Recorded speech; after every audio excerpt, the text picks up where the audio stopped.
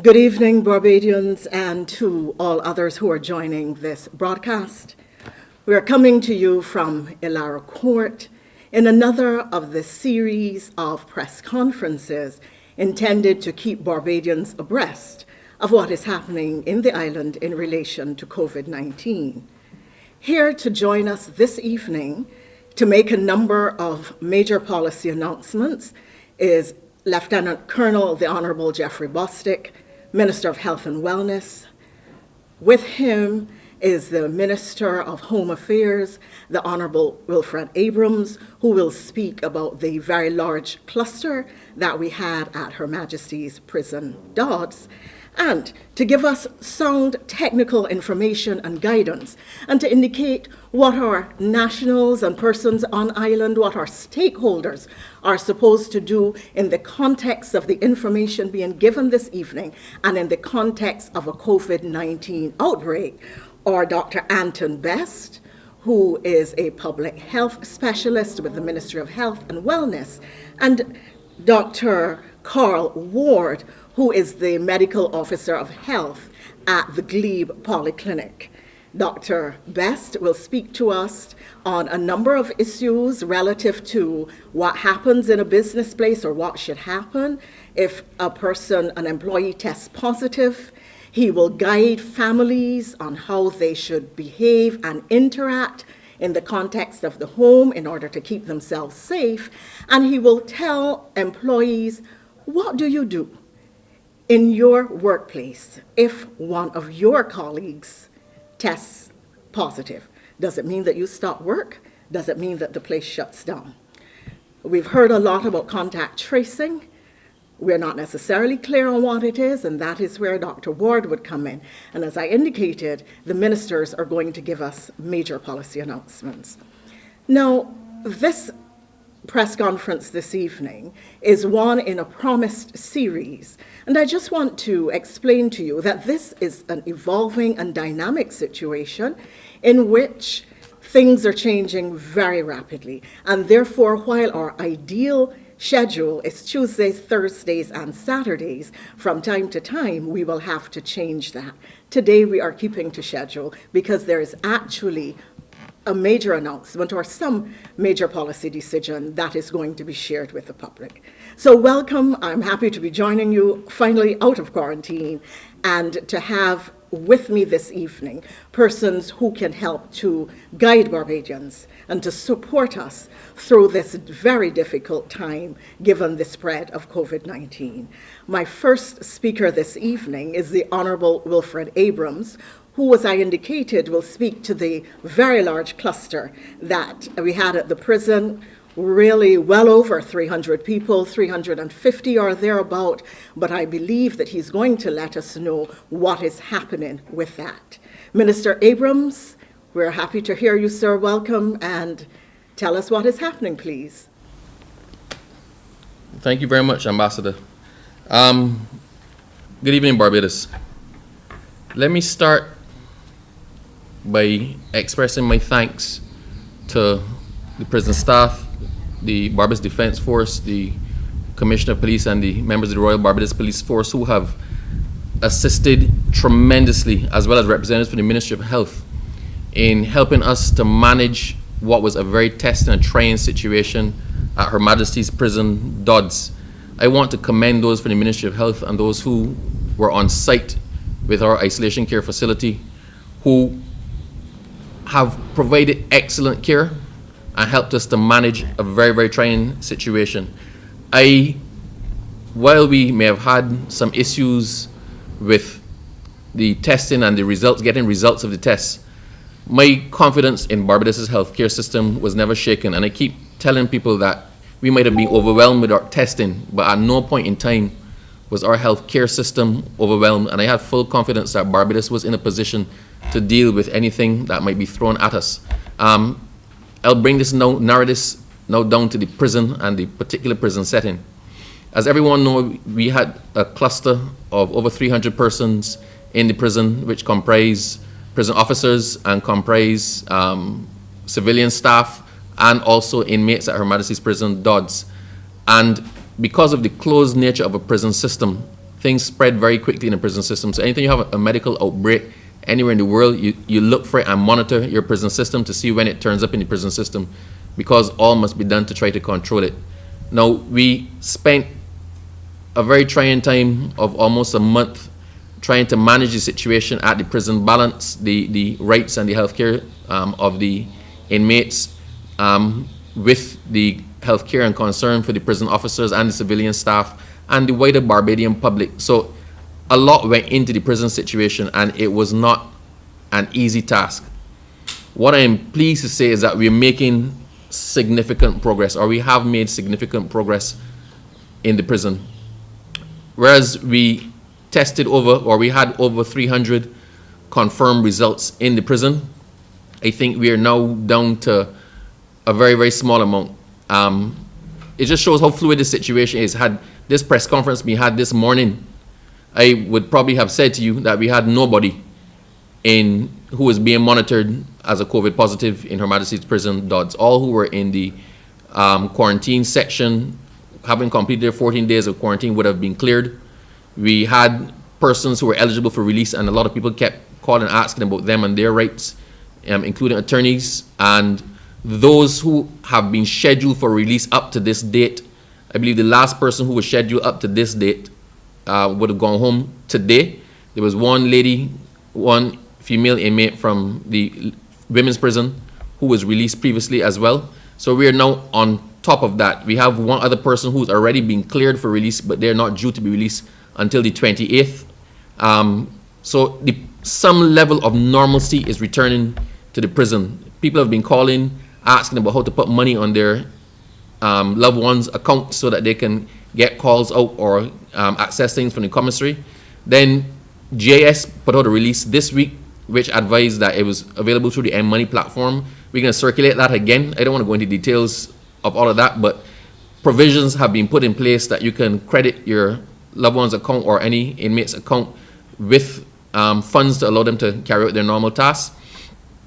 The one challenge that we have had and we continue to have is the sick leave from prison officers in the system.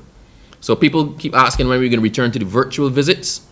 We'll return to the virtual visits as soon as we are in a position to. Right now, I'm just going to run through some figures just to give you an idea of the overall position at the prison. And these figures, I try to keep it as simple as possible just to give you a snapshot. And I guess I can address any other anomalies in the questions as they come up later. So far, out of those who have been quarantined, prison officers, a total of 147 prison officers have reported back to duty. Of the set who was initially in the prison during the lockdown, all but 10, I believe, have gotten their results. Some would have tested positive, and Dr. Ward will probably give you the figures on that. Most would have been released and are free to resume their normal duties. We've given everybody who was in that situation a couple of days off home with their family. And I think the first one is due to report either tomorrow or on Monday to be reintegrated into the shift system at Dodds. The phone calls for inmates have been restored. And as I said, the JS has informed that the M-Money platform for crediting the inmates' phone accounts is now active. 5 previously positive persons who have gone through 14 days quarantine were released today.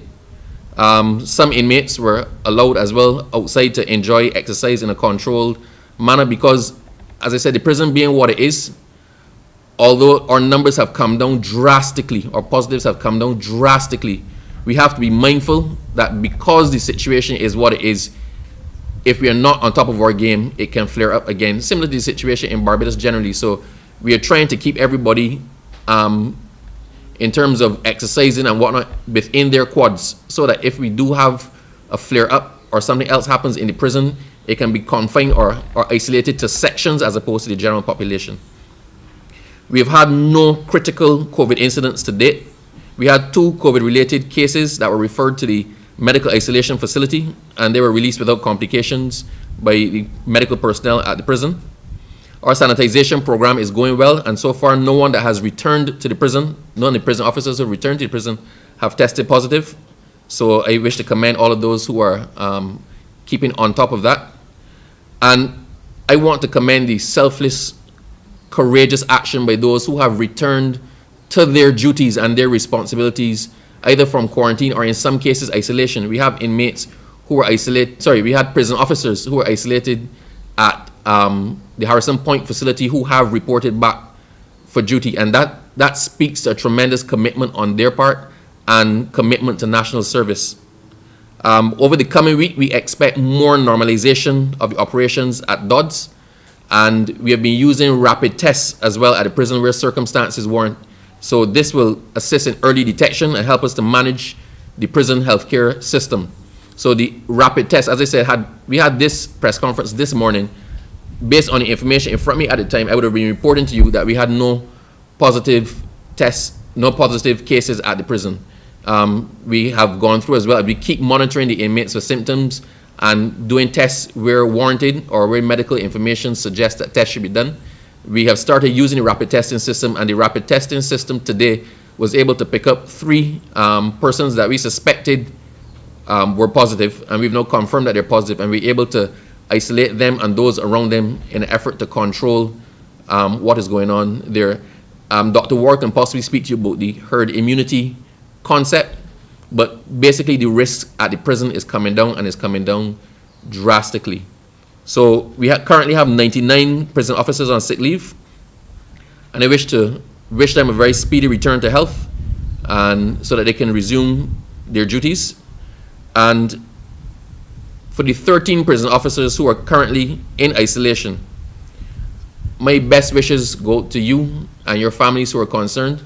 And I'm praying for you constantly, and I ask the rest of Barbados to join with me so we can get all of our frontline workers back to good health, that we can have families reunited, and that we can even further reduce the numbers that we use to report from Her Majesty's Prison Dodds.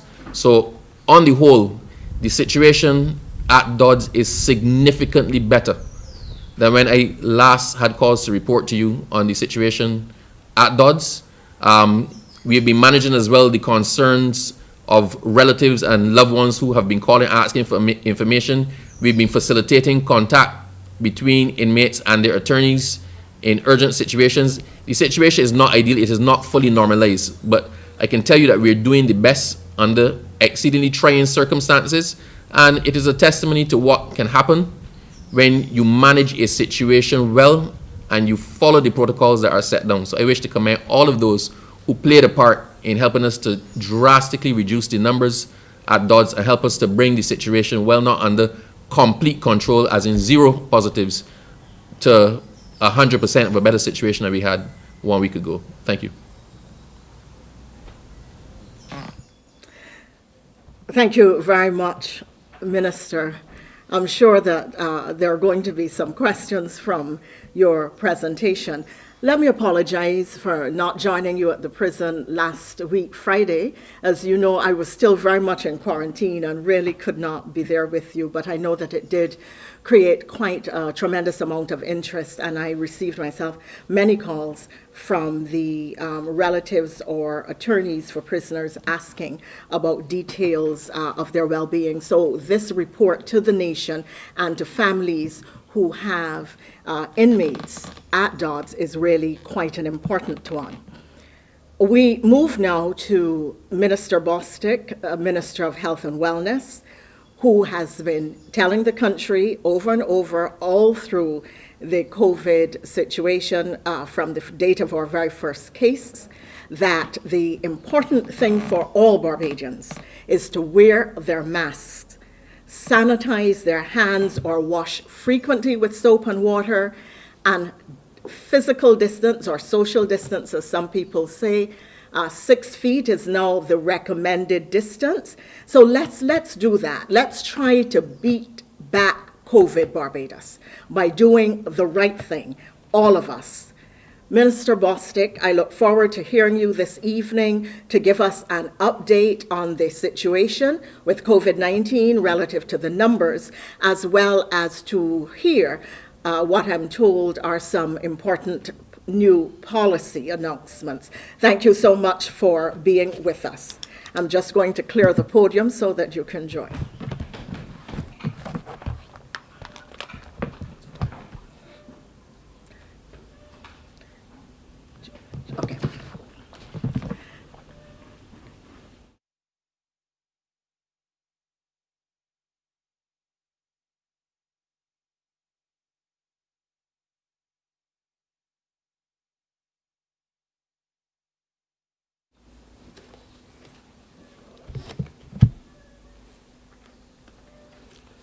Good evening, everyone. I'm here once again to share as much as I possibly can with you. And before I do that, I think I would take this opportunity now that I have Minister Abrams here with me to really convey to the Minister and to the entire team at Her Majesty's Prison from the Ministry of Health and Wellness our gratitude for the outstanding effort that has been done there at the prison over the last several weeks in what obviously were some very, very difficult circumstances. As a person who has worn uniform for over 3 decades, I know what it is to represent a uniform. And so I say to those prison officers in particular, you've been through the fire, but you must continue to wear your uniforms with pride. And I ask all Barbadians to join me in showing some love, some support, some encouragement for the officers of Her Majesty's Prison Service because they deserve it at this time. Now, let me give you some statistics that I'm releasing today. And I will say to you that for the 21st of January, 1,593 tests were done at the Best dos Santos lab. And those tests have yielded another 72 positive cases, 47 male and 25 female. Of the 72 new positive cases, 5 are from Her Majesty's Prison, 2 male, 3 female staff members. A number of new cases are persons who would have been sent to Harrison Point previously for assessment, and those persons were confirmed to be positive. Of the 58 other cases, there were 34 identified as Barbadians through their identification cards, 5 non-Barbadians, and 19 unknown at this time. Contact tracing will reveal additional information. 25 persons will be released today from our isolation facilities. I want to speak to you today not only about numbers, but I want to have a discussion with you to tell you exactly where we are and based on our analysis, what is happening out there and where we intend to go from here. The current outbreak, you would recall, was recognized on about the 30th or 31st of December of 2020. That is when the first positive cases were identified. Since then, through the lab, we have had some 1,035 persons who were added in terms of positive cases. And most of those cases would have come from Barbadians living in Barbados who would have contracted the virus from other positive cases. Cases are spread across the country and many physical and other communities, including work and leisure. So far from the information which we've been able to analyze, the main clusters that we would have outlined, there has not been movement in many of those clusters in terms of additional cases being allocated.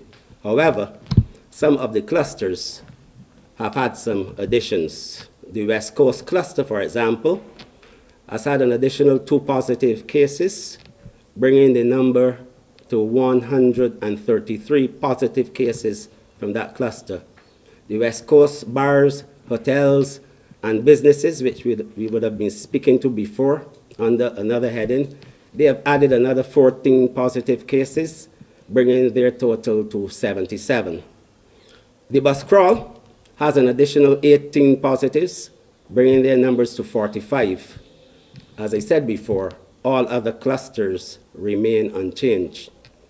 Now, what we are learning from the analysis that we have conducted as a result of contact tracing reports is that most of the cases, and most of our positive cases I'm talking about, outside of the initial outbreak, are not coming from associated institutions, that is, institutions, business places where you might have had a positive case. But what we are seeing is that families of positive cases, that is where we are seeing the issues. So what does that tell us? It tells us a number of things.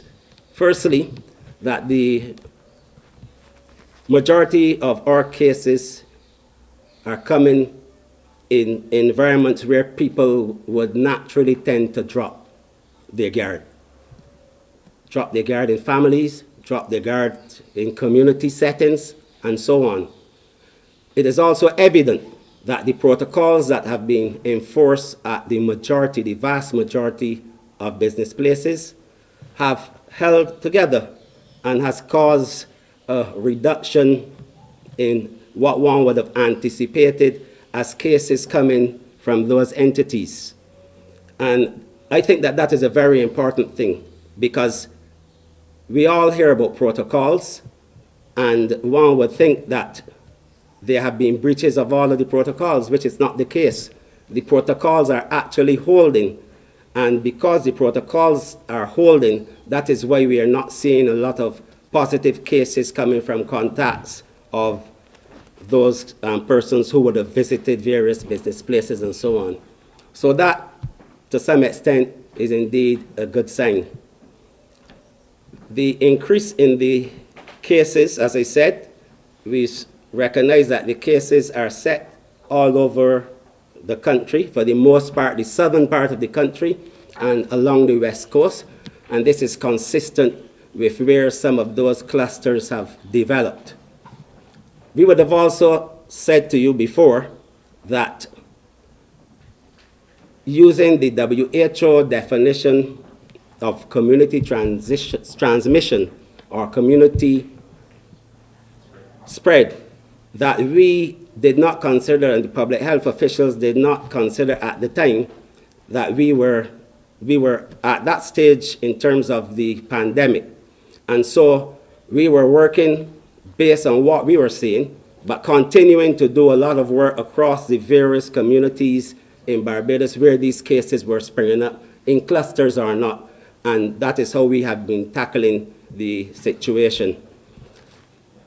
But within the last few days, I must say that after greater analysis and in consultation with the medical professionals who've been doing the contact tracing and those in the Ministry of Health and Wellness, the medical professionals have advised that based on two factors. One, some of the cases that we were following from the beginning, from the initial stages of this current outbreak, we still have been unable to link those cases, some of those cases, to any of the existing clusters or to any previous positives. And that is because we've been trying desperately, and we didn't want, it is not that we put cases into clusters for the sake of doing so. It has to do with where the contact tracing leads us. And so some of those cases up to this point in time have not yet been determined. But we are also seeing some other cases that are coming up, some new cases. And the important thing for us right now is to focus on new cases, and we will continue the contact tracing with the others, but in terms of linkages, for those cases where we have exhausted our efforts in terms of finding a link, we know, based on the public health officials reporting, we have reached the stage where we believe and we are declaring that there is community transmission in Barbados. This is a situation which we have discussed with the Pan American Health Organization, and we have informed them of our decision to do so. Community spread or community transition. Of course, you will recall all of the things that we've been discussing with you. And the determining factor in the definition that is used by WHO and all international agencies is the inability to link a particular case to a contact, a previous contact. That is the determining thing in terms of community spread. And because that is where we are at this point in time, unable to link some of our cases, we have determined that Barbados has community transmission or community spread of COVID-19. Now, what does that mean for us? We have been working assiduously to deal with all of the positive cases that we've had and all of the contacts. And we have already started to put measures in place to deal with what we are facing. When we started out on this mission about last year, we planned for all eventualities. And the plan that we had envisaged something like this occurring. And so that is why we had stood up Blackman Gollop, because that was part of the plan. And there are additional facilities that we can stand up if necessary. So our strategy at the moment is trying to find persons that we consider to have been exposed to known positive cases, continue to assess them, place them in quarantine, and to test all primary contacts. And this will continue, but with some intensification in places of greatest interest. Additional resources from within the Ministry of Health and Wellness will be allocated to the contact tracing effort. We have started to use a WHO-approved antigen rapid test to assist with screening at hospitals, and also an initial test for primary contacts. We met this morning with members of the Council of the Barbados Association of Medical Practitioners in order to discuss the integration of the private sector doctors and clinics in the testing of persons using the antigen rapid test.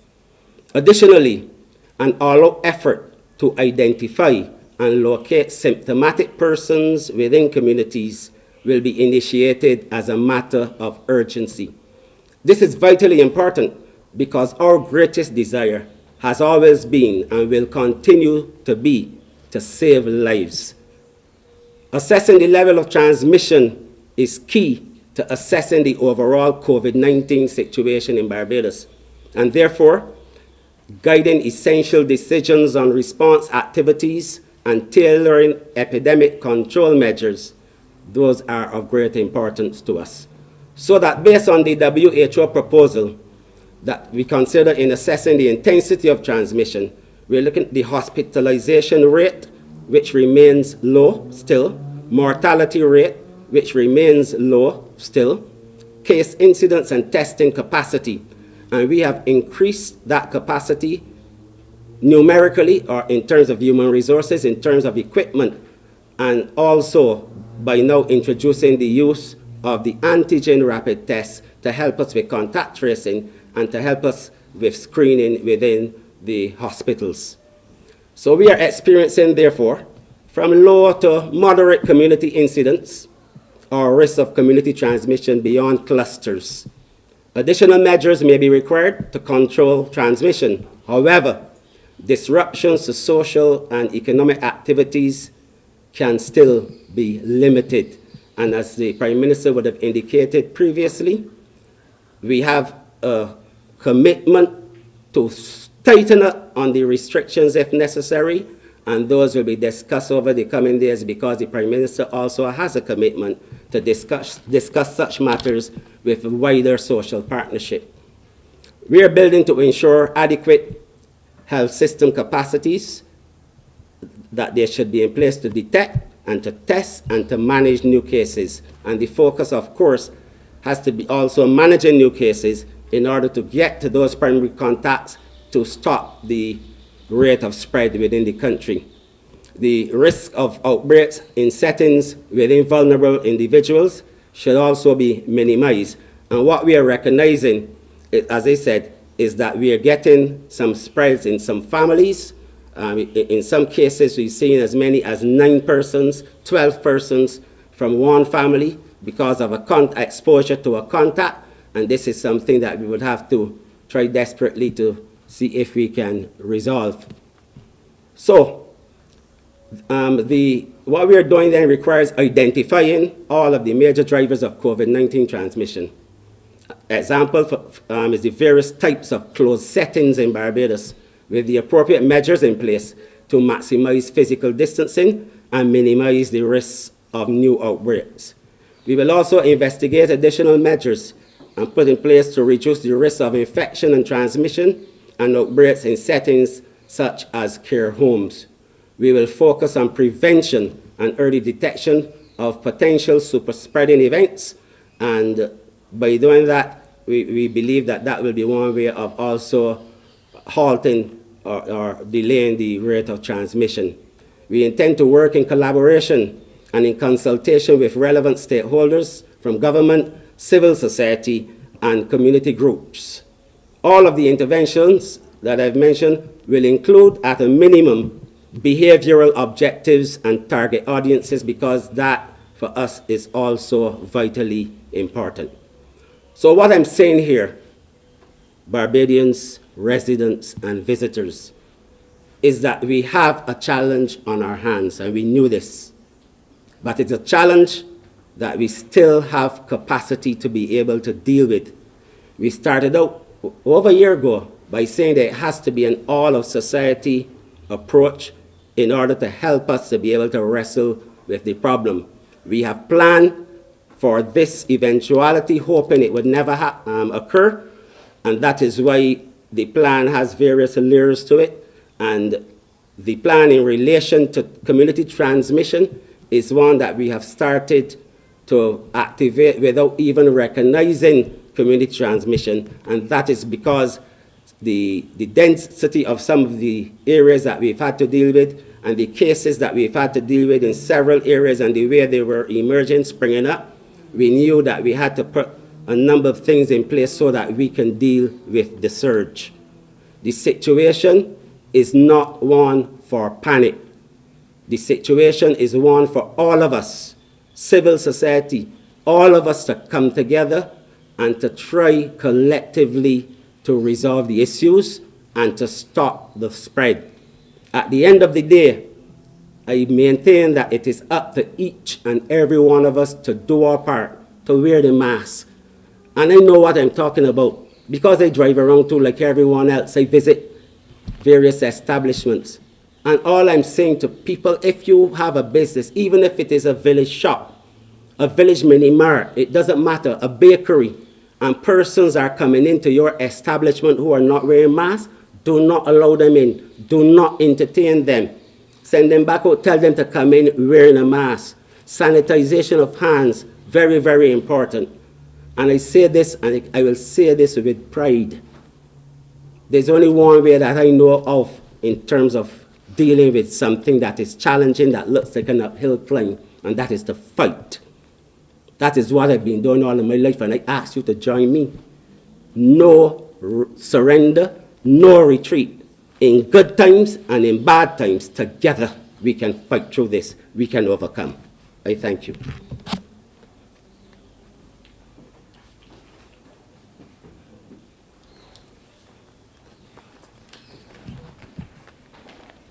Thank you very much, Minister.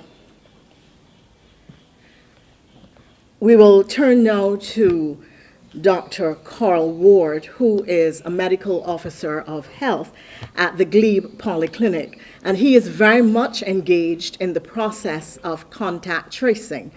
Now, we hear a lot about it, contact tracing, getting primary contacts, secondary contacts, tertiary contacts, but what really is it? How complicated is it? What happens? How reliable is it? Dr. Ward, we should very much like to hear from you on this whole matter of contact tracing, particularly now that the minister has told us that we have community spread. All right, thank you very much, Ambassador Thompson, for the opportunity to explain contact tracing. Incidentally, what you said there pretty much explains most of it. So contact tracing is the process by which during an outbreak of anything, public health teams or officials, doctors, nurses, health inspectors, basically start to interview the ill person or the person with the condition and start to get from them what we call a contact trace. So first of all, you try to get their contacts, who have you been around, and so on.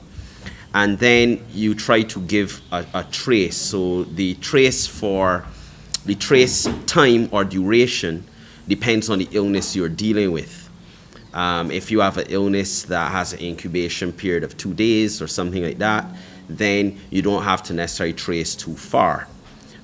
Some illnesses have much longer incubation periods, and they would require what we call a much longer trace.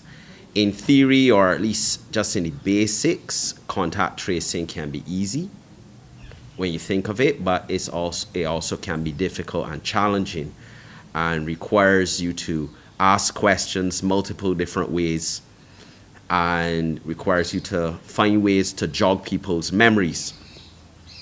So what we would do, first of all, if somebody is positive, the first thing that occurs is what's called a notification.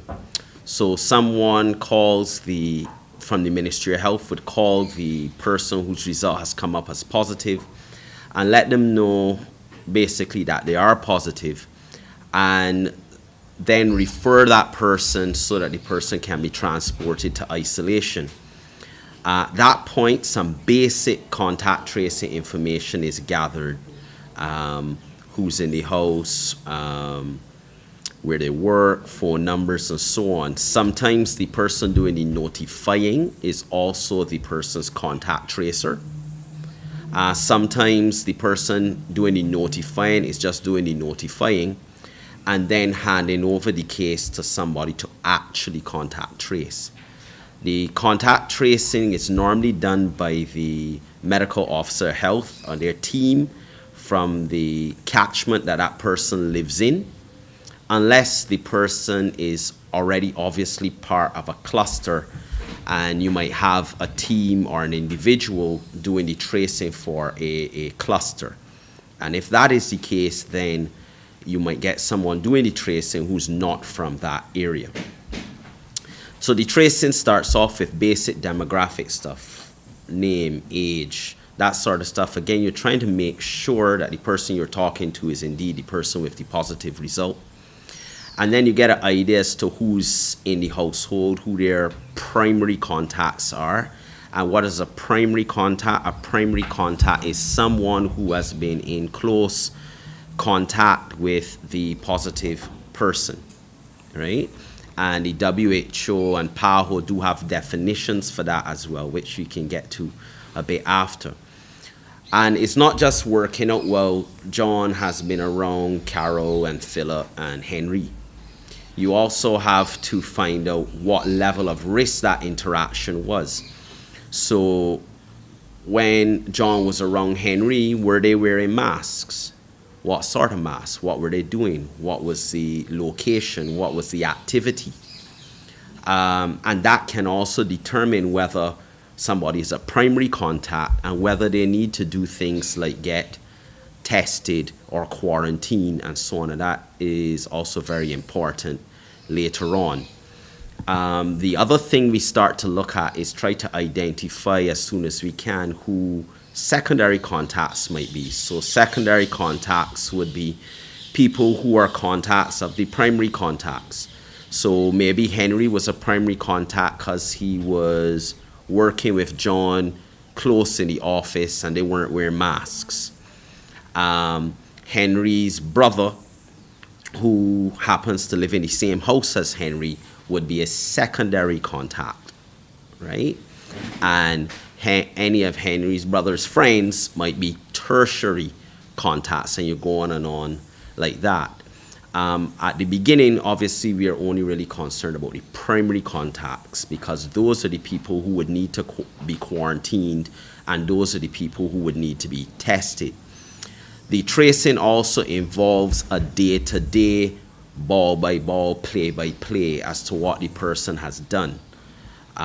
So again, depending on the illness, you're going back, and how far you go back depends on the illness and the circumstance.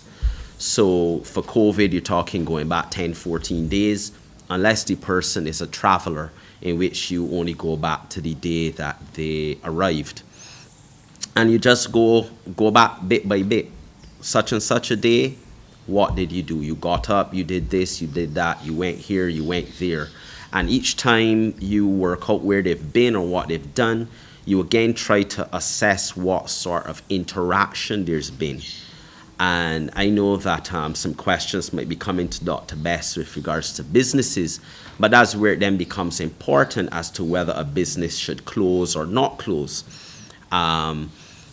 Because somebody might work somewhere, but they might not interact with all the people who work there, right? Somebody might work upstairs and only in the time that was important interacted with 3 employees, meaning that all the other employees are secondary contacts or tertiary contacts.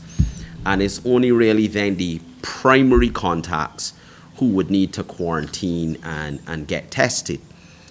And then depending on your business might be able to stay open and function without those primary contacts being present, right? And not necessarily have to blanket close down. So contact tracing is very important as well in that sense. It can be difficult because, as I said, you have to jog people's memories, depending on how far back you go. People tend to remember things in spurts. Today they tell you, oh, yesterday I didn't go anywhere, I just stayed home. And then a little while later, then they come and say, oh, oops, I forgot, I actually went to the shop, or I went to the gas station. Or they say I went a particular place and I interacted with no one, I had on my mask the whole time and so on. And then a little later they remember that they saw a friend that they hadn't seen since school days, and they told them hello and gave them a hug, or some story like that then comes up, which can make contact tracing difficult. One of the things that also makes it challenging is occasionally you get individuals who, it's not a lack of memory, but it's that you have individuals who might not want to be forthcoming with the truth. Sometimes people are not supposed to be certain places, right? Because of work and other reasons. And they might try to hold it back, right? We had this issue with the bus crawl. One of the individuals who was involved in the bus crawl, for example, initially had told mentioned nothing about it whatsoever to the persons doing the contact trace at first. And as we would tend to say, then sometimes little birdies tell you things. And somebody then pinpointed that this person was there. And then when they were asked again, then they freed up the information. Early in Barbados' journey with COVID, we had a gentleman who had a paramour that that his family didn't approve of. And he insisted that he had not been around anybody. And it was only again by diligent contact tracing that one of the contact tracers kept hearing a name pop up. And when they called the person, she then let it all out. And in the end, that person was positive, and that person was actually the source from that guy's COVID infection. So contact tracing can be difficult, it can be challenging. It can be rewarding when you get all the numbers and everything seems to fit together and you can link clusters and so on. I think I will pause and stop at this point because I think I've been talking for a while now, and see if Ambassador Thompson has any more questions on contact tracing in that regard. Thank you, Dr. Ward. That was really very interesting, and I think it clarified a lot of questions that people will have, and I'm not going to ask you any directly. We have a full suite of media reps this evening, and I'm going to wait on them to ask you the questions.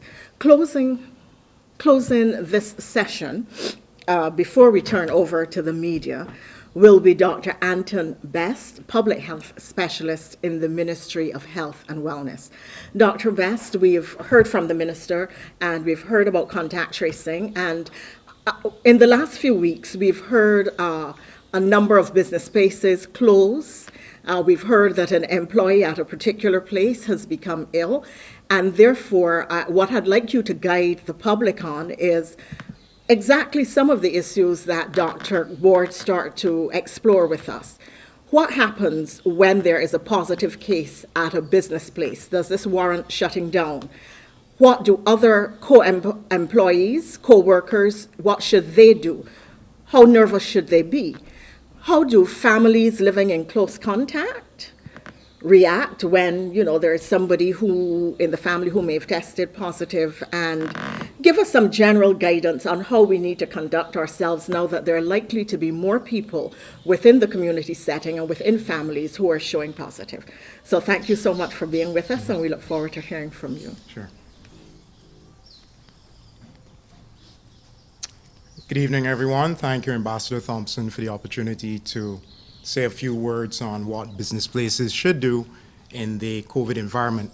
I want to remind persons that at the start of the national COVID response, very early on, the Ministry of Health and Wellness recognized the need for guidelines and protocols to guide how the business sector should operate. So in saying, we developed, for instance, guidelines for the construction industry, for the food establishments, for bars and places of entertainment. We also developed cleaning protocols, and other industries were covered under the emergency management protocols. We didn't think that there was a need to be specific for all of the industries, because what we realized is that the basic tenets of prevention of COVID essentially would have cut across all of the industries.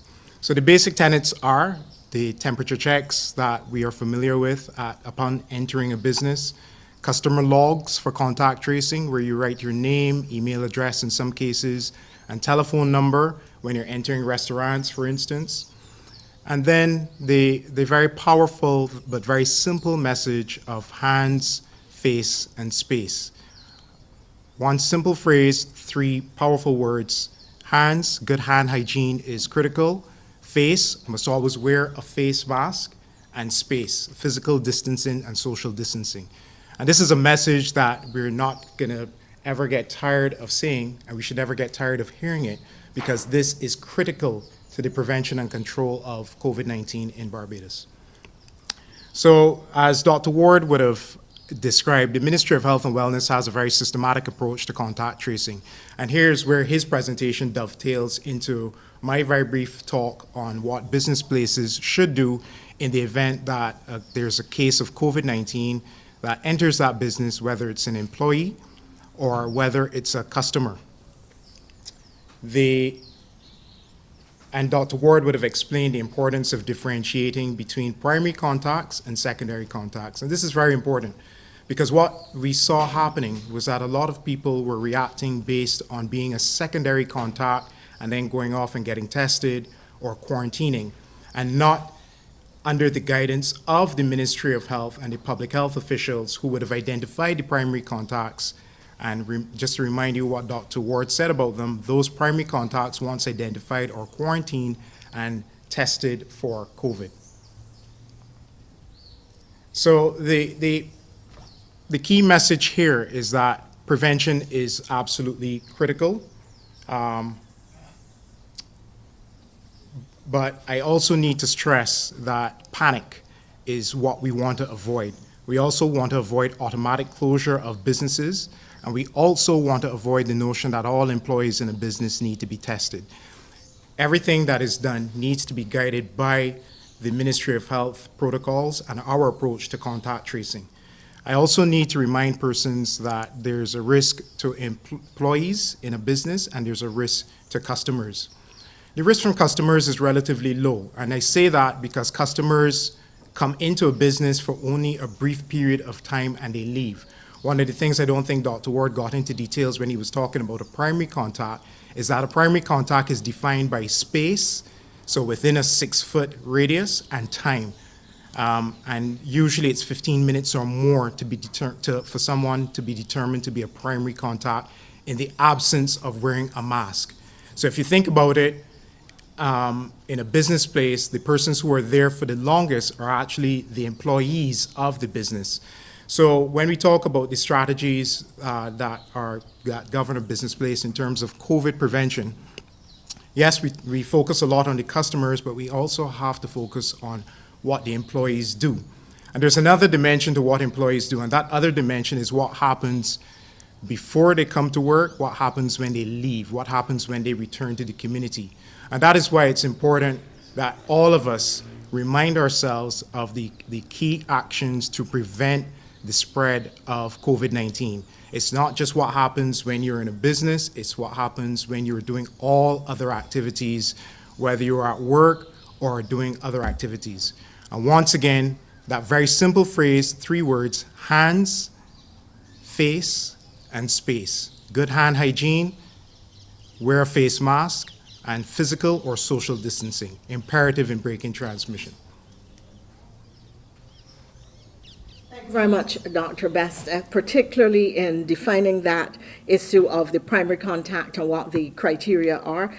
No mask, contact and exposure 15 minutes or more, and standing under 6 feet from the person. So thank you very much for giving that guidance. Dr. Best was our last presenter for this evening. We now have members of the media with us. I think we have a full house. Let me welcome, therefore, Ryan Broom of CBC, David Ellis of Starcom, Janique Belgrave of The Advocate, Colville Mounsey of The Nation, Ian Bourne of Bajan Reporter, Anesta Henry of Barbados Today, and Katrina King of Loop News. Ladies and gentlemen of the media, welcome to you, and we will take your questions at this time. Yes, good evening, Ambassador.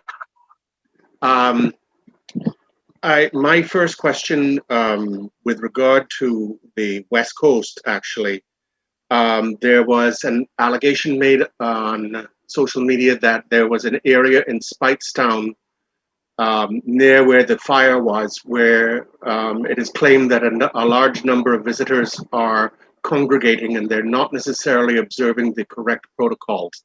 I didn't know if the COVID unit was in fact aware of this, and if it is, what they intend to be proceeding with. And the other thing related to social media was the fact that there was a photograph of one of the bracelets that was supposed to be used for contact tracing. It had on a blue light. I wanted to find out and verify the significance of that. There were suggestions that the blue light meant that the person had tested negative, but that's a rumor mill, and I've come here for facts. Dr. Best, are you going to take that one, please? Thank you for the question. We are aware of the challenges that were articulated in social media postings. I saw that just a few hours ago. The first question was about what do you do when you identify people that are not adhering to the protocols that the government has put out. So you have many options. You have the COVID hotline. You also have the COVID monitoring unit. And the COVID monitoring unit, once aware, is mobilized and investigates all complaints, all legitimate complaints, to determine what actions are required. Ian, you would have also mentioned about the issue of the bracelet for somebody as part of contact tracing. So those bracelets are actually put on persons who are traveling into Barbados to monitor them, and they're geotagged bracelets. And when I say geotag, here's what I mean. So when a person is in quarantine at a particular hotel or quarantine facility, well, in a particular hotel, in most instances, they have this bracelet on, and the bracelet is tagged that once you leave the perimeters, a certain radius of that property, there's an alert that is sent to the Ministry of Health, and the Ministry of Health is activated to investigate why has this person left quarantine. A discarded bracelet actually could indicate that the person has legitimately left quarantine and discarded the bracelets. The bracelets are one-time use only devices. So what do we do when somebody ends quarantine? The bracelet is deactivated, and we ask the person who was wearing the bracelet to simply cut it off and discard it. So I pretty much believe that that is what happened. We have had reports of people seeing discarded bracelets and not understanding that that is what is supposed to happen when somebody finishes quarantine. So that means that they be thrown away properly rather than just be randomly discarded. So Ian, you don't actually know how it was discarded. what we know is that somebody saw a bracelet. Good evening. It's David Ellis from Voice of Barbados. Um, Protecting people from their own families is far more challenging than putting protocols in place in business places in Barbados. The question is, what is the government really considering since we have reached this stage of community spread, community transmission, as you call it? And where does a lockdown feature in this? Mr. Ellis, that is a policy question, and Minister Bostic will take that one.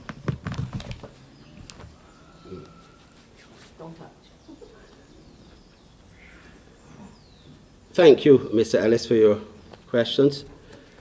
The question in relation to families and so on, that is a very interesting one because that is one that we cannot determine through protocols. That is where we have to appeal to people to be able to help us to deal with that issue.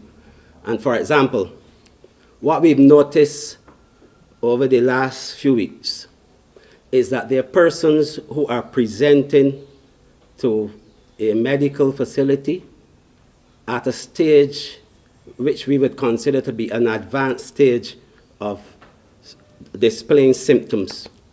And those persons would have been at home with family members.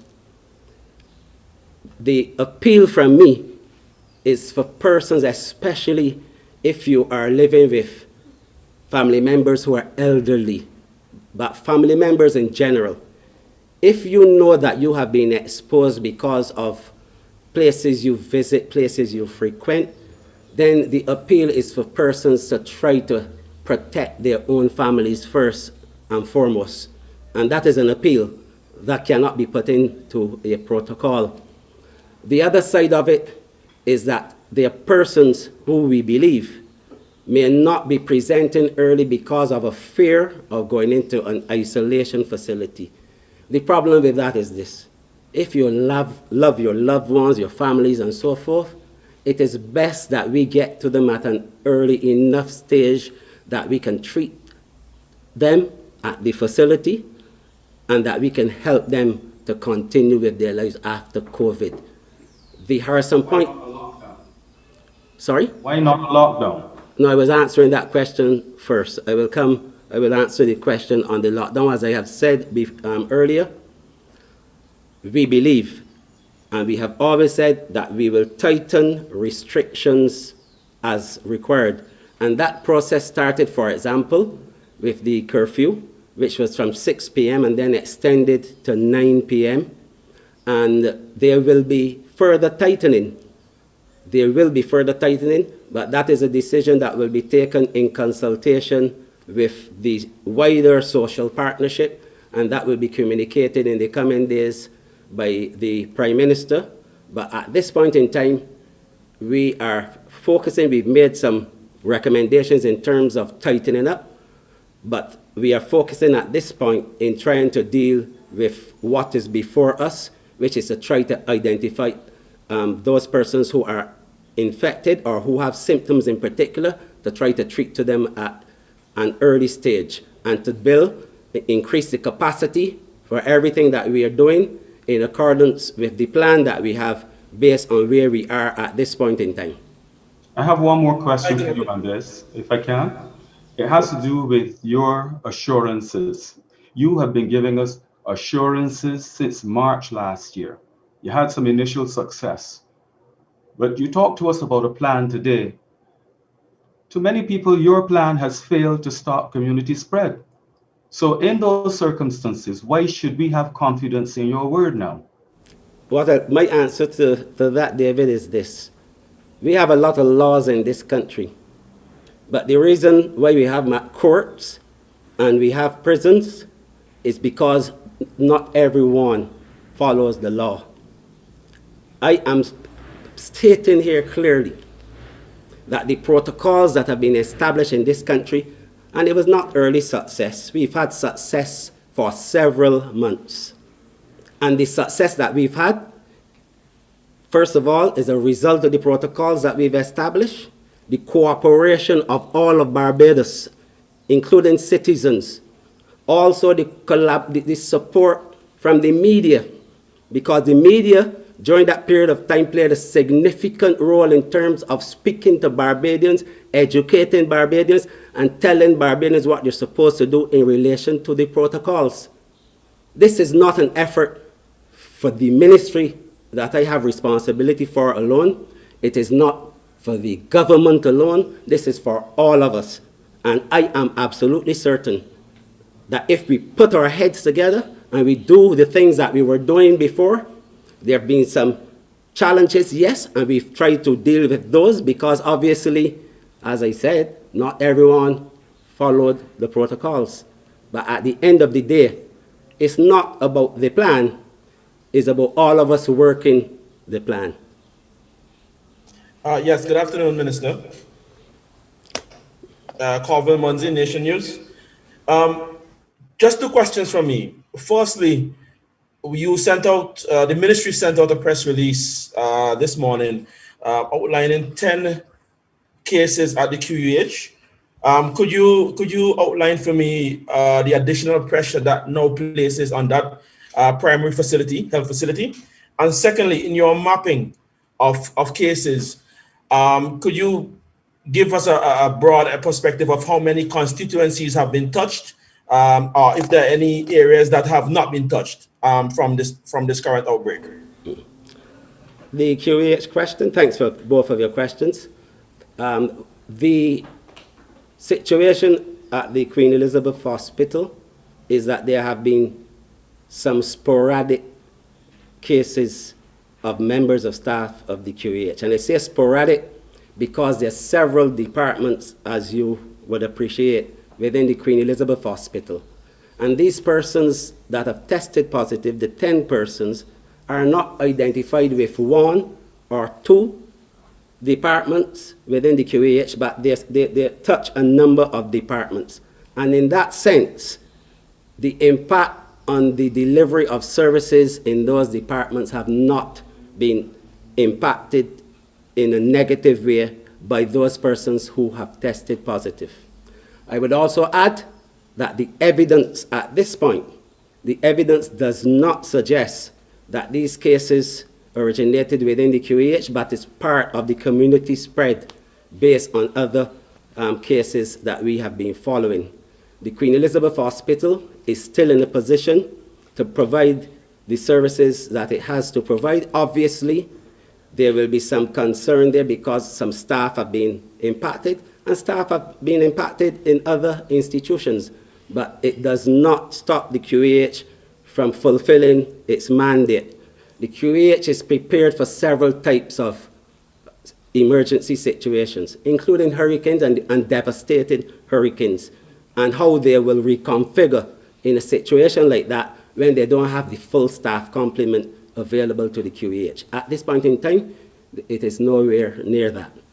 The other thing that you mentioned, could you please remind me? That would have been about the mapping in terms of how many constituencies. Yes, I would have indicated. Yes, I would have indicated previously, and I believe I said earlier today that what we are seeing is that the cases, there's a spread of cases, particularly in the southern part of the country, and as well as the west coast area of the country. The southern part of the country, that is where we are seeing the majority of cases, but there are cases in other parts as well in the north. We would have spoken, for example, to cases coming from St. Lucie. There would have been cases in St. Peter, but the numbers that we are seeing are predominantly in the southern part of the country and the western part of the country. I have a question also from, sorry. Okay, Broom, you want to go ahead? Oh, you go, sir. You go. Okay, no problem. I have a question for Minister Abrams. Minister. Go ahead. Yes, Minister Abrams. I'm not sure if I heard you correctly when you said that you had 99 sick certificates. Is that correct? 99 officers reporting on sick leave at present. Okay. Now, what I'm trying to ascertain, what type of pressure does that put on the facility in terms of returning to normalcy, in terms of freeing up the resources of the BDF and the police that were up there helping out with the situation? And also, in terms of these sick leaves, is it a case of some sort of fear or industrial action we are seeing? Colville, let me start with the last thing first. I don't look behind a doctor's signature. I believe that a sick certificate is exactly that until it is proven otherwise. So if someone comes out of quarantine and is declared healthy and fit to leave quarantine and leaves quarantine today and sends in a sick certificate tomorrow, I have to accept that as what it is, that something else is wrong with them. You know what, I give you the lines you read between it. Now, with respect to what pressure is put on the institution, if we have a staff complement of about 350 odd persons and 99, let's call it 100 because it's an easier number to deal with, and 100 are sick, that is almost 1/3 of our workforce. So what it does do, it puts incredible pressure on the other officers who have to pick up the slack, some of whom came out of quarantine, some of whom came out of isolation and reported back to work. So we're now down to a situation where there are essential services only at the prison. So when people ask, why is it that we can resume the virtual visits? Why is it we can do a number of the other things that we did before? We actually don't have the staff to be able to manage a lot of those. So the BDF has stepped up to the plate. And as I said, I thank the Chief of Staff and his soldiers for stepping up to the plate, and the police as well. And they have helped to patch the holes or to supplement the depleted shifts.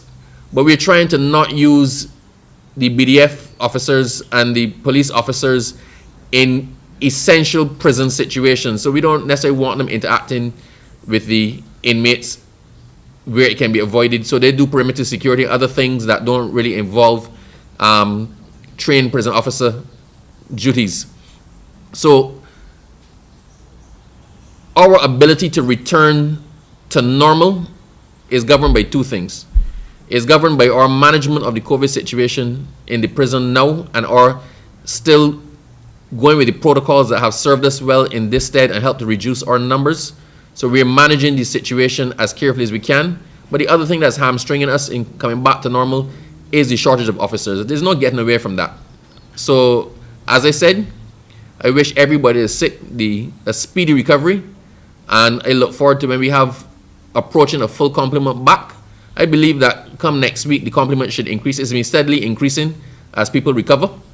I look forward to us having a near full complement so that we can start to put back some of the activities that eases some of the stress on the officers who are there and also on the inmates. It is not easy being in a prison situation in a time like this, and the inmates in custody, they want to be able to speak to their family. They want to be able to do some of the things that give them an almost normal life while still serving their sentence, and a lot of that is conditional on our complement improving. But as I said, we're doing the best that we can with the circumstances and staff complement that we have now. Good evening, Ryan Broom here from CBC. Question is for Minister Bostic. Minister Bostic, given what you said in terms of some tightening of the measures that we can expect, I know you said that a meeting has to take place in terms of the wider social partnership, but are you looking at yet a particular timeline when that could happen? And I guess we're thinking about things like probably extension of curfew, perhaps even alphabet system. I'm not just throwing those out there, but potentially those things. Are you looking yet at the timeline? That's the first question. And second question is, in your contact tracing, have you definitively linked any of the original positive cases, what the doctors would call the index cases, to quarantine breakers? And if so, how many of them? Well, let me deal with this. Thank you very much for the questions. Well, let me deal with the second question first. I'm not sure what you mean by index case. If you're talking about that one case that people have been referring to. The person who the infection would have originally come from, in terms of any of the clusters. Oh, that, yeah, no, we've been able to make linkages. There's no question at all about that. So that I would have said on a previous conference that we were able to determine that this matter would have originated on the West Coast, and then it went to other institutions like the prison, the bus crawl, and so on. So, and that there were 2 persons, for example, from the West Coast cluster who had interacted with about 25 or 30 of the positive cases that were spread throughout other groupings. So clearly, there are links that have been made. The link that we have not been able to make is where it started from the index case, which is the person who would have started this process. Okay, and your first question, you would understand and appreciate that I'm the Minister of Health and Wellness, and that there's some of the measures that are not only related to health and wellness, but there are other ministries that are involved, and certainly at the level of the social partnership, there's some consultations that have to take place, and I am not in a position to give you a time frame, but what I can say is that, of course, given the situation that we're facing at the moment, that there's some tightening up that is required from next week, but those matters will be discussed. Minister Bostic, declaring community spread, can you spell out what that really means? What would be required of the government of Barbados in these circumstances, having taken the decision to communicate to the World Health Organization that we have community spread? Right. The first thing, thanks for the question. The first thing is that by declaring community spread or community transmission, it actually puts us in a position for greater assistance from those bodies. That's the first thing I will say. In terms at the local level, we recognizing that there is community spread, and based on everything that we've been doing up to this point in terms of dealing with cases in various parts of the country, we have determined, and I would have mentioned some of the measures that we have taken and that we are going to take. But I will say, also remember, I would have indicated that we now have to allocate more resources to contact tracing, and that we have to focus on some particular areas that we consider to be of greater interest in terms of our contact tracing. I would have indicated the need for us now, especially to be able to identify persons who are displaying symptoms so that we can get to them early, test them, and if they're positive, start the period of treatment. I would have indicated the integrative approach in terms of the use of the rapid antigen test for screening, not only in hospitals, not only in our clinics, but with even private sector entities as well, because that is very, very important. So those are some of the steps that I would have said that we were going to be taking. I would also have said that there was always a plan in place for this eventuality, even though we were hoping that it would never happen.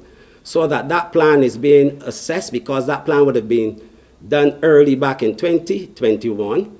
But we now have some experience that we could bring to bear on the situation so that we'll fine-tune that plan.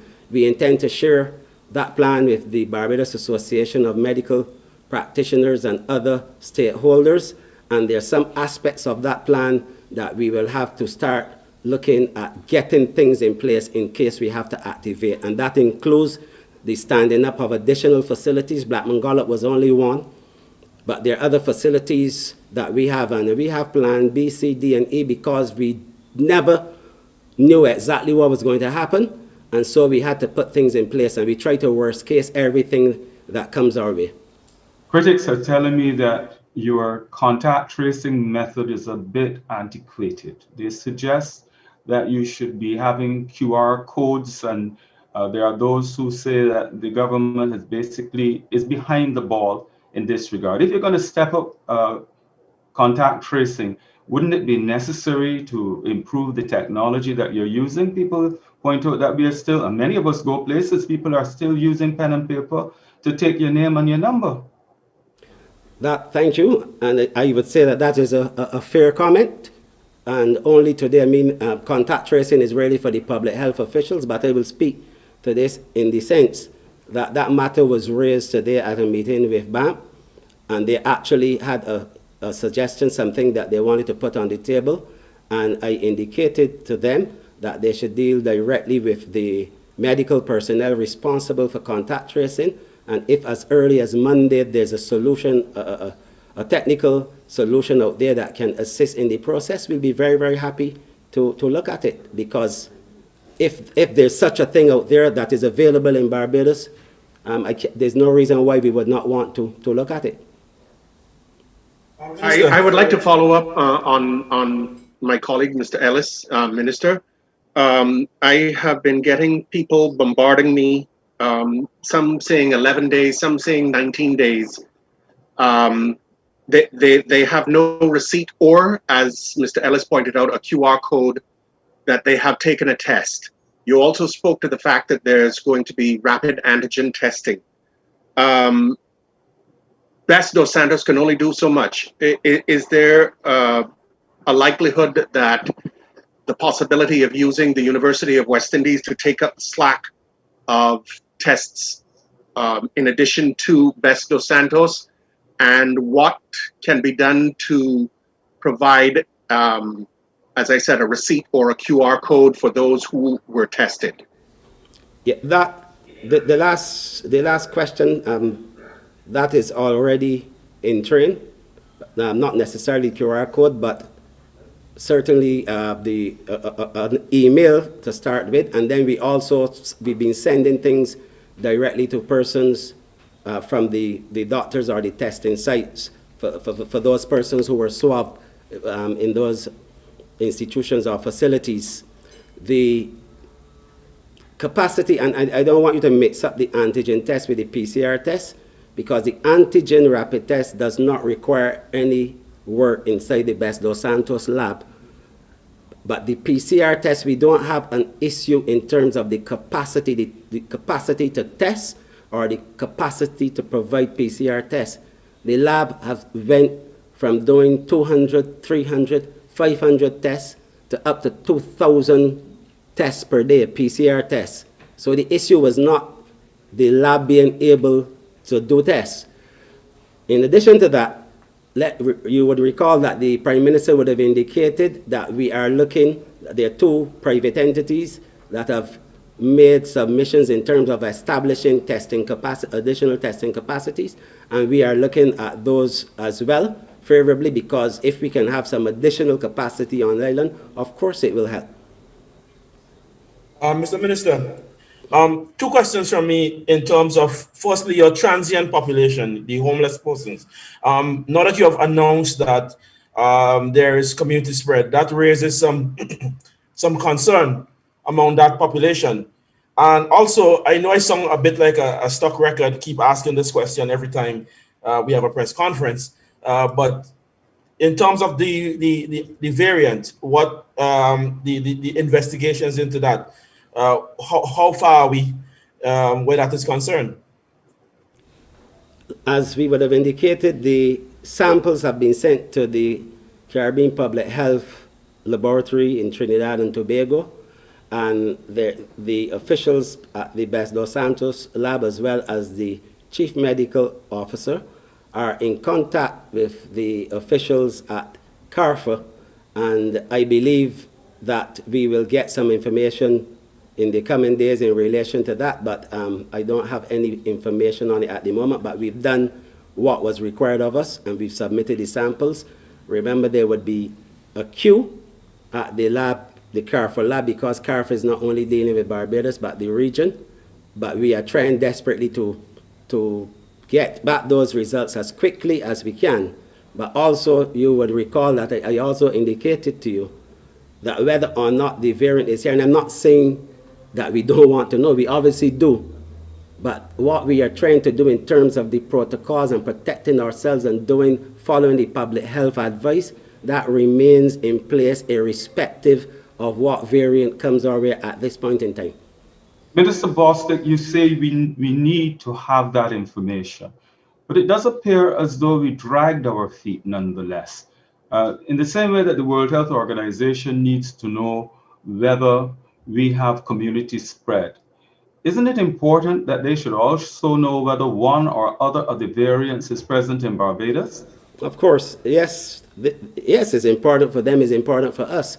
In terms of your statement in relation to drag, I would say that I wish we were able to get the samples there quicker. There was a process that had to be followed, memorandum of understanding and so forth, and I wish we could have gotten the samples to CARFA sooner. But we were not able to do so, and at this point they are with CARFA, and we are hoping that we'll be able to get back the results as soon as possible. And doesn't that constitute a serious lapse? Given the high contagion effect of these variants, wouldn't it be very important that we corrected any situation that stopped us from getting these tests to the lab much sooner? We believe that we started hearing about this about 2-3 weeks ago. That's a long time. And as Barbadians tell you, while the grass is growing, the horse is starving. Look at what's happened here now. We are talking about community spread and families being insecure. Thank you again for your concern and your question, but I would remind you that there are countries that have had community spread on more than one occasion without the variant. So I don't know if there's an attempt to link the community spread with the variant. I'm not sure if that is what you are suggesting, but I'm just pointing out that there are several examples. We all watch the news. There are several examples where countries have had surges, community spread, interstate spread, all kinds of spread before this variant was announced. And also the fact that the variant was around from as early as September last year. If you want to say that we should have gotten the samples to CARFA sooner, okay. I'm not going to sit here and tell you that everything has been done or we've been able to do everything perfectly. But what I can say is that we've tried our best to deal with what we have been facing here in this country, regardless of whether or not it's the variant, which is that we're trying to get to people, to treat people. We're trying to do the testing and the tracing, but it is a collective and a collaborative effort. That is Mr. Minister, you didn't respond to the question about the homeless population, the transient population, given the current vulnerable state, given the news of this community spread. The community spread in this country, it's not community spread, or the virus is no respect of any group of any persons. We have to take care of every single person on this rock and every single group. And the measures that we are undertaking and what we've been doing over the last several months really is for everyone on the island, everyone. And that includes who you refer to as the vagrants. And all I'm saying is that there's no special thing to any group except vulnerable groups, for example, like the elderly and those with comorbidities, which we were advised from early in the game last year that we needed to take care of. And that's why we introduced restriction on visits from early in 2021 to our seniors' homes and so forth. But we treat everyone the same, and all persons in Barbados, that's the responsibility of the Ministry of Health and Wellness. Theoretically, what my colleague, Mr. Mounsey, is speaking about, it could be the improper disposal of disposable masks. There is a new trend now where it is suggested that it is better for people to use disposable masks, but those incur an expense. When those masks are thrown away, a homeless person could be trying to recycle it because they have no other option. It is really, while it might appear that a cloth mask has certain risks, it has an inherent factor in that is what a person can afford. They would rather wash a cloth mask.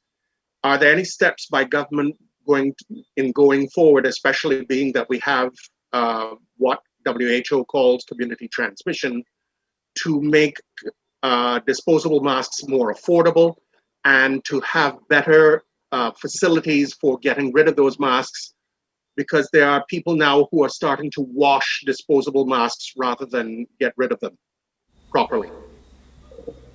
Yeah, I don't know if one of the public health officers would want to take this up, but from my perspective, I'm not aware of this trend that you are referring to, but certainly it's something that I can look into, and thanks for raising it. I'm not sure if it is an issue. I don't know if one of the public health officers would wish.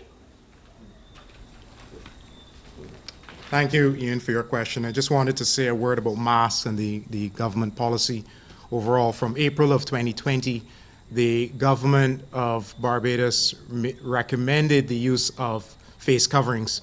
And what we in the Ministry of Health, we try to impress upon the wider government and others is that we were recommending face coverings because they were effective. But what we did not want to see was people using medical masks. You have to appreciate at the time there was a sudden high surge in demand for the use of disposable masks, which are usually medical masks, and we wanted to stay away from that. We wanted to reserve supplies of medical masks and disposable masks for the healthcare facilities, whether it's the Queen Elizabeth Hospital, the polyclinics, and the private healthcare facilities. The issue that you raise is a bit odd because I've never heard it as an issue, but it's certainly something that we can take back at the Ministry of Health and discuss in terms of the disposal of masks, proper disposal of masks, because based on what you're saying, people are reusing these masks, the persons who are homeless that have access to masks that are disposed. We would not want to encourage persons to reuse disposable masks. Certainly the only masks that should be reused are the fabric masks or cloth masks, because they can be washed, they can be sanitized, and they can be reused safely and continue to be effective. But certainly if you're reusing the face mask, the disposable masks, the efficacy or the effectiveness of them at preventing COVID-19 transmission deteriorates because they're not designed for reuse. I have a question for the Home Affairs Minister. This has to do with certain complaints which some people who are associated with the prison have been drawing to our attention. You see, inmates have been complaining about a lack of medication, that they don't have enough sanitizers. They're requesting medication and vitamin C to boost their immune system. And basically, they are not as satisfied with the situation that obtains. There are many Barbadians who feel that once you're in jail, whatever you get, you deserve. But there are others who suggest that nevertheless, many of them are innocent until proven guilty, and even after they have been proven guilty, there's a certain way that they need to be treated. How do you address those complaints, Minister? David, thank you so much for that question. Let me start by saying the health care for the inmates at the prison has not been compromised at all. It is a front burner priority for me. We get reports on what is going on with respect to access to medicine, even food. We get daily reports, at least once a day, of what the inmates are being fed, when they have been fed, who has requested access to information to a doctor, to medication to a doctor or whatnot. So we had a situation where the pharmacy at the prison was closed for a couple of days because I believe the pharmacist was not able to come. The pharmacist was not well. And we made arrangements to get the medication from the QEH, and we also made arrangements to get medication from private pharmacies to address the concern of those inmates. Now, with respect to the vitamins, we had a difficulty with that because the vitamins are normally, and supplements like vitamin C and whatnot, are normally available from the commissary. So inmates, if they want to take certain vitamins, when their relatives put money in their account, they will purchase them from the commissary. But the commissary was closed because we reduced it to essential services only.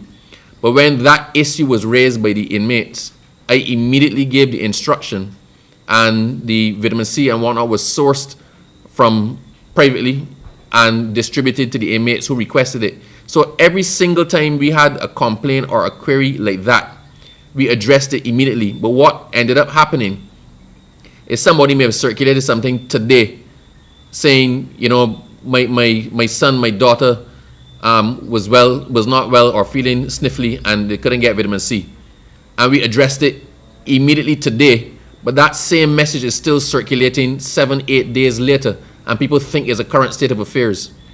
The fact, David, that we've been able to reduce the infection rate in the prison to where it is now, that we've had no serious cases, would tell you or hearken to the point that every single issue with respect to the inmates that we received notification on, we addressed as quickly as the notification came, and we did not play with the health of the inmates. I mean, I don't want anybody to die on my watch, right? I was a lawyer. I have been a lawyer for 25 years. So my concern for inmates doesn't just come from my position as Minister of Home Affairs. It came from my 4 years fighting for the rights of those exact same mistakes. Every time a lawyer called me with respect to the condition of one of their clients, or somebody called me with respect to the condition of their brother or sister, I immediately, not put it down for later, I immediately forwarded that complaint onto the superintendent of prison, or when it was Major Provost in operational control, to him, and demanded an immediate response. In most instances, the inmates that people were concerned about were put on the phone to speak to them to say, well, you know, I'm okay, or this has been done, and that matter was allayed. But it's sometimes we just kept running behind the fake news that was circulating for long periods of time that purported to raise issues that were addressed 5, 6, 7, 8 days before. So all complaints with respect to the inmates' comfort, with respect to their feeding, with respect to their access to the lawyers, with respect even to their being able to call home or get messages, were addressed immediately as they were received. I am comfortable in saying that nobody's health care was compromised, and we took every single report seriously, and that is borne out in the fact that we've been able to bring the rate of infection down, and we actually don't even have any significant concerns of inmate discomfort or general illness, let alone COVID. So we have gotten those, we have addressed them as they came up with no delay at all. Many people. Minister Bostic. Sorry. Go ahead with the question. Okay, Anesta Henry Barbados today. Minister Bostic, it has been brought to our attention that a staff member in the St. Lucie District Hospital, which is currently housed at the psychiatric hospital, has tested positive for COVID. What can you say about that, including the implications for the rest of the staff? Thanks for the question. Yes, it is true that a member of staff at the psychiatric hospital has tested positive. And we follow the same procedures that we've been following all along, which is to quarantine any such person or case. We take particular interest, obviously, within a hospital setting of any kind, for obvious reasons. We isolate those persons and we do the contact tracing that is necessary. We've done it on another occasion within the same psychiatric hospital, and it has happened at other hospitals as well. But on most of the occasions, none of the persons who we consider to have been primary contacts within the institutions have tested positive. And at this point in time, all efforts are being made to make sure that we safeguard the population there, and that is really what we are doing at this point in time. But the answer is yes, but we are following the normal procedures and doing what has to be done. I have a question. Okay, we are also receiving information that more than 50 police officers are under quarantine, including the Intercanine unit. Do you know this? Can you give us any information, please? No, I honestly do not know about that. I can tell you that we know that there have been some police officers who have tested positive, and we've taken care of those cases through the same contact tracing and so on. And members of staff at some of the stations have returned to work. Whoever tested positive, those persons have been placed in isolation, but I do not have the answer for the question directly that you're asking me because I'm unaware at this time. Is there anyone who can answer the question, please?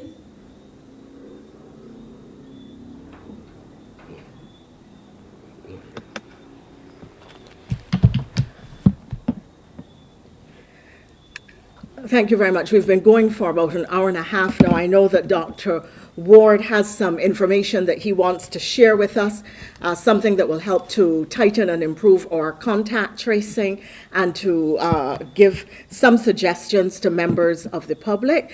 So we're going to ask Dr. Ward to speak to that matter, please. I think we have not yet heard from Loop News or the Advocate, and I wouldn't want to close before we give these two media houses an opportunity to speak. I see that there is a lot very keen interest, and therefore it means we're going to have to probably come back with another press conference very early on Monday. When I say very early, on Monday, or maybe on Tuesday, so that we can follow up with this level of interest. But in the interim, Dr. Ward, if you would be kind enough, please, to indicate, share with us the suggestions that you have. Okay. So just had some suggestions or some things I wanted to bring out to the public as well with regards to assisting us with contact tracing. First of all, if you are someone who's been notified as a primary contact and you go into quarantine waiting to get your after exposure test, sometimes you might be asked to get it immediately. Sometimes you might be asked to get it 5 days following your contact with the positive person. And on some occasions, when we're trying to work out clusters as quickly as possible, you might be asked to do both. But when you are in that position, one of the things I would like you to do is start working from that day and going backwards and start getting your play-by-play together. Where have you been? What have you done? Who you went by? All of that sort of stuff. Where did you shop? All those sort of things. And you're going to need to start to put that together. Because what happens then is later on, if you do test positive, God forbid, but if you do test positive, when the contact tracing team calls you, it's easier to get your information together. Sorry, getting a little feedback.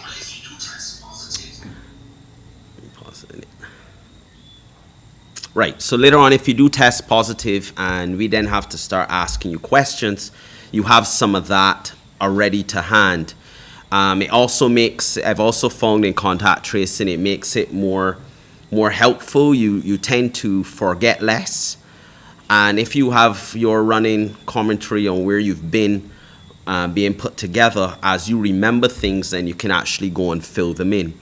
One of the other things that's important or can be very useful technologically, we had someone ask a question about technology earlier, and that is that individuals who have their phone location settings on, particularly if you have an Android phone, you can go in and turn on your Google timeline. If your Google timeline is already on, then that's great. If it's not, you can turn it on.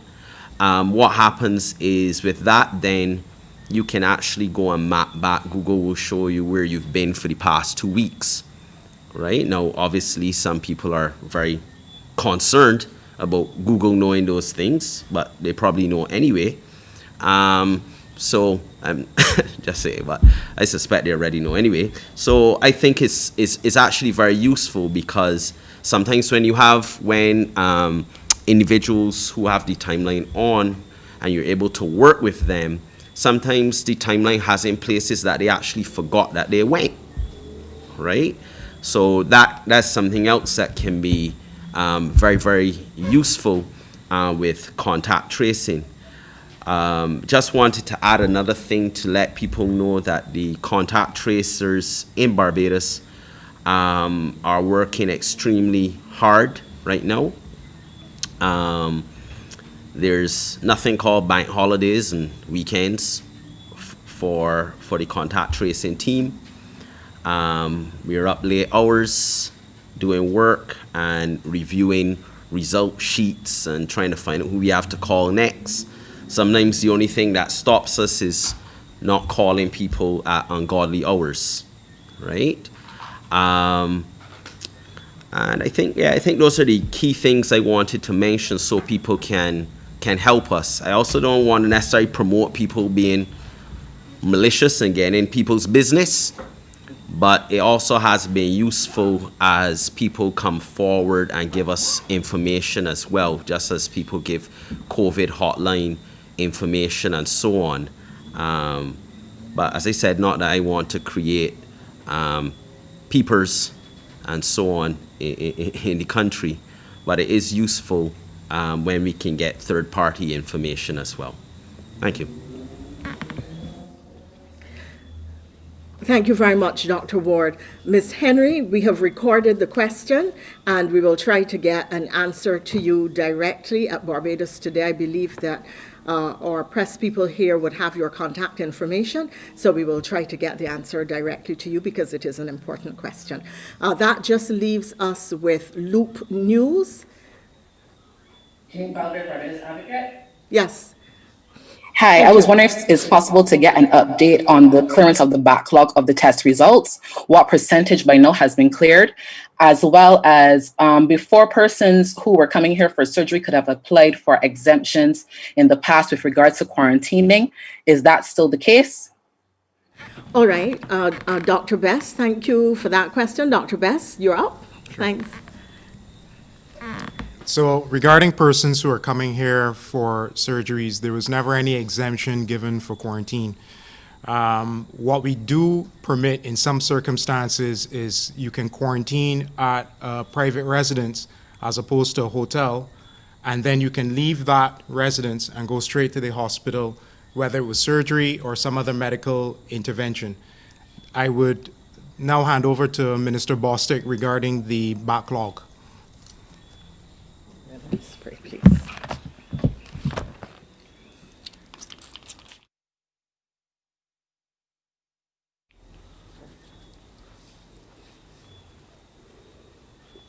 Thank you very much. The backlog that we were referring to, which was just over, I believe, 7,000 samples, that backlog for the most part has been cleared. When I say the most part, I really mean the most part. The only samples that are in the lab from that time period are samples where there is no information that would allow the persons in the lab to be able to do what is required. And I believe that some of those persons might have been reswabbed, and they're not many. We have practically cleared the backlog that existed, and we are trying to keep current in accordance with the timelines and so on that we would have established. And the lab right now is back to some degree of normalcy, I would say. And if you had to go into the lab now, you will not find all of the samples that were there before. So right now, the backlog is an issue that I can say that we have put behind us, except for those few samples that I referred to. And the intent now is for us to keep current going forward, and we've put some measures in place to try to be able to do that. And so far, the tests that have been arriving at the lab, we've been able to get out the tests within time, based on the time that the samples, arrived at the lab. Dr. Bass, my final question is, can you speak to any long haulers? Are there any patients with long-term complications that you're seeing right now? I'm perhaps not the best person to respond to that. I do believe you're talking about persons who have been diagnosed with COVID-19, have been admitted to isolation, and are having what I would describe as a protracted period of illness. The best person to ask would be Dr. Corey Ford. So I'm sorry that I'm not able to give you the response that you're looking for. Minister Bostic, my final question to you is, we are now at community spread. Can you speak to whether we are now looking at mandatory mask wearing? Seeing the fact that, the reality stands that there are some people who are ignoring the fact that authorities are asking them to wear masks. Thank you. The answer is that is under some active consideration, but obviously that has to be dealt with by others in terms of making it mandatory, and we have to take into consideration those persons who medically or otherwise have difficulties with wearing masks, and there are some people like that that the Prime Minister would have spoken to. But at this time, right now, I'm asking persons to please wear your mask. But this is going to be included, I believe, in the further restrictions and the measures that will be announced at a later date.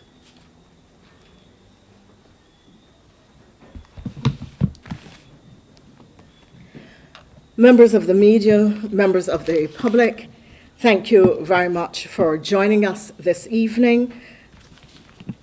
The key actions we're being asked to take at this time is to continue to wear our masks, sanitize or wash our hands frequently, and stand 6 feet away from persons who are not members of our household, and indeed to take certain precautionary measures within our household.